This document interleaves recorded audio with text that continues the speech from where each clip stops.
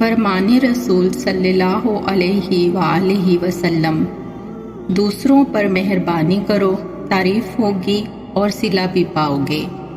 اسلام یہ ہے کہ لوگ تمہارے ہاتھ اور زبان سے صحیح و سالم رہیں، لوگوں سے خوش اخلاقی سے پیش آؤ، سچے تاجر پر جنت کے دروازے بند نہیں کیے جائیں گے۔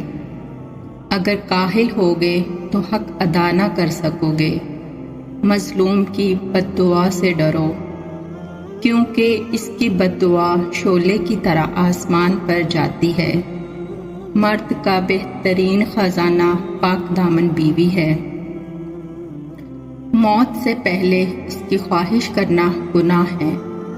مصائب و آرام اور راحت میں اللہ کو یاد رکھو۔ لوگوں کو ذلیل و رسوا کرنے والا بدترین انسان ہے۔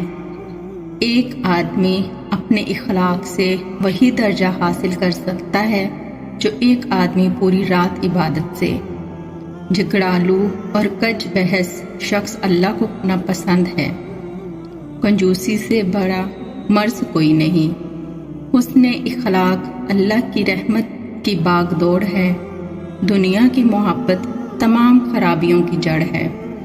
اللہ تعالیٰ تمہاری شکل و صورت اور مال و دولت کو نہیں دیکھتا، تمہارے دلوں کو دیکھتا ہے۔